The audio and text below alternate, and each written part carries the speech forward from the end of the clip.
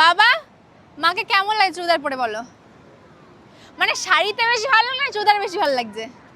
চুড়িদার এখন ভালো লাগছে। এখন ভালো লাগছে? শাড়িতে ভালো লাগে না? শাড়ি তো ভালো লাগে সব রকম চুড়িদার একরকম। প্রত্যেকে বলছে চুড়িদার পরে তোমাকে দারুণ লাগছে, মানে শাড়িতে ভালো লাগে কিন্তু শাড়িতে একটু মোটা লাগে না? হ্যাঁ চুড়িদারে কিন্তু হেভি লাগছে। আর ওই প্যান্টটার টি শার্টটা কেমন লাগছিল? আরো ভালো। আরো ভালো। দেখো বাবা সাপোর্ট করলে আর কি চাই। অনেকে অনেক রকম বলছে যে টাকা হয়ে গেছে এখন, আগে কেন এইসব ড্রেস পরতো না, এখন টাকা হয়ে গেছে এইসব ড্রেস পরছে। তোমার মনে হয় না এমন কোনো কথা, তাই না মা?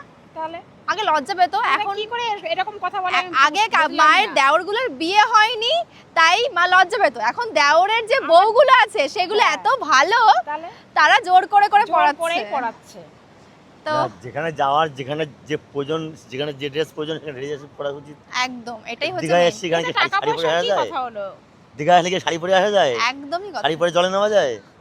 দীঘাতে গিয়ে কেউ শাড়ি পরে আসে? যেখানে যেই ড্রেস দরকার সেই ড্রেস পরলেই হলো, আজেবাজে ড্রেস না পরলেই হলো।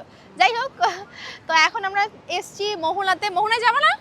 হ্যাঁ মোহনা তো সূর্য চলো। সূর্য আজকে উঠবে না, আজকে মেঘলা ওয়েদার। আমরা এসেছি সূর্য উদয় দেখতে, বাট সূর্য আজকে উঠছেই না, মেঘলা ওয়েদার। আর চলো শোনা, এবার তাহলে মোহনার দিকে যাই।